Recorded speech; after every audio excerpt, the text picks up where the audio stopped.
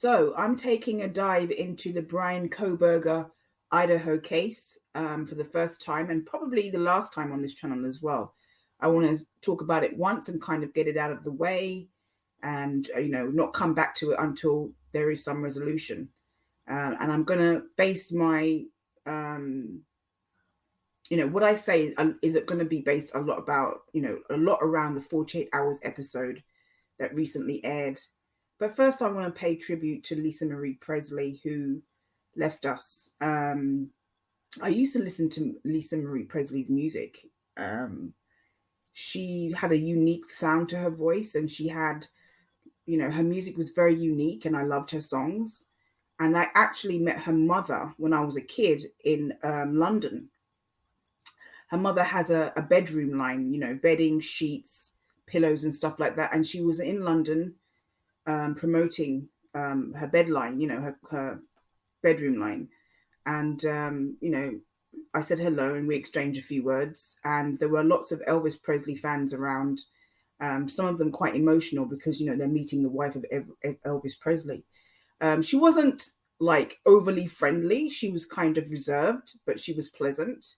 And, my heart goes out to her mother because I can only imagine how this must be for her mother. I mean, 54 is just way too young, way too young.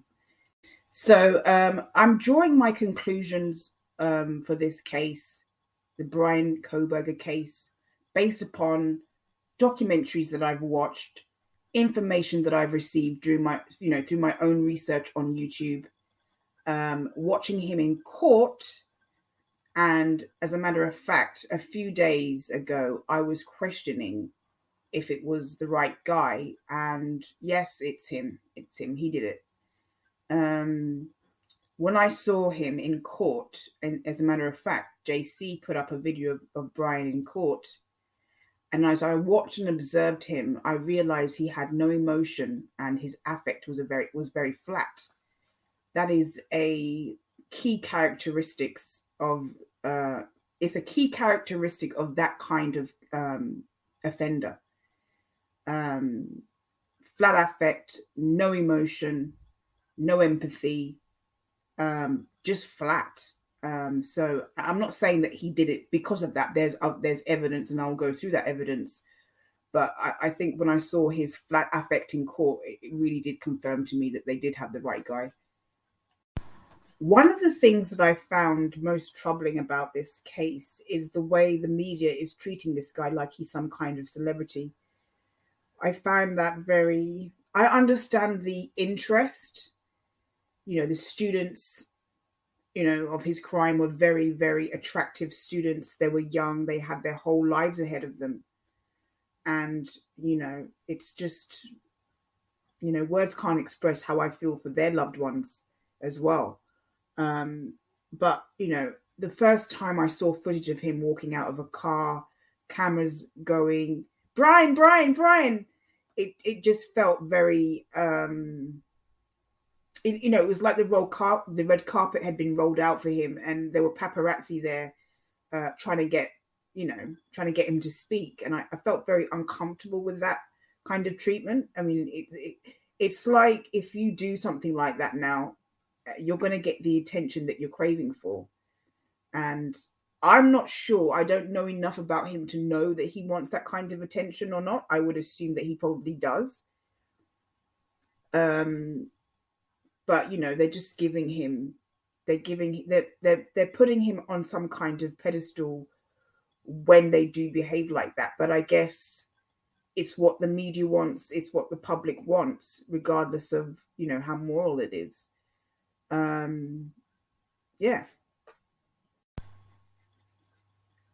So where Bryan actually lived with his family and comes from is actually not far from where my uncle and aunt used to live in Reading, Pennsylvania. Probably about an hour away. And they tracked him down because a white Hyundai Elantra was seen at the house where everything occurred. And so that's how they traced him. And they were tracking, I think the FBI were tracking the car, and they traced it back to Bryan Kohberger.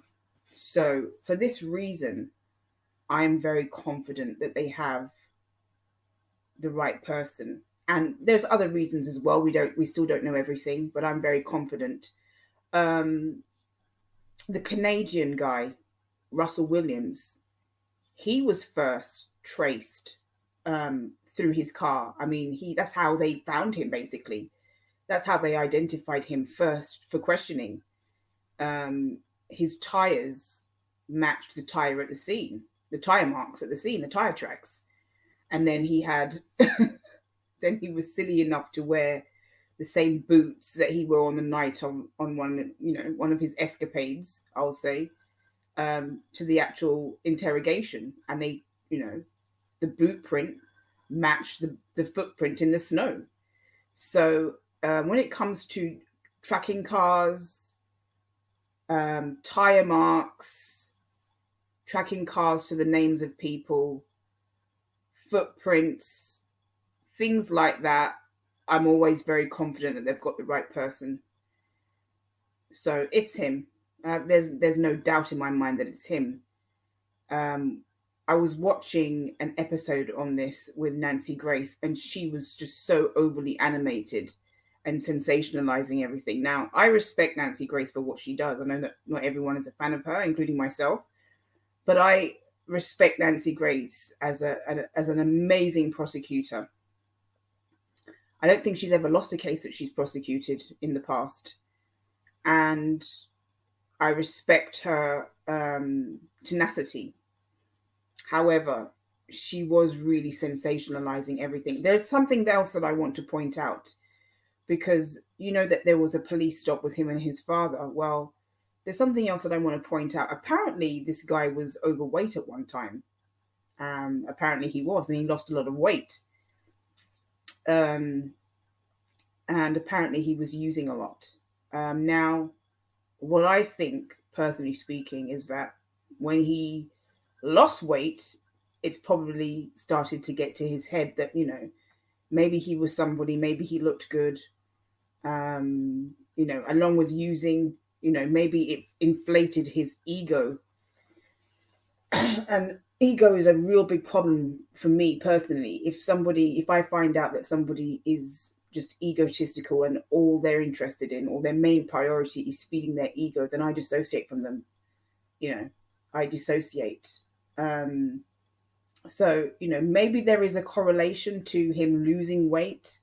He was studying criminology. He was a teaching assistant.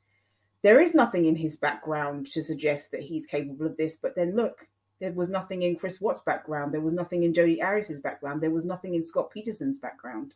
There's always a first time for everyone. And, I believe that there is enough evidence to suggest that it's him. That's my opinion.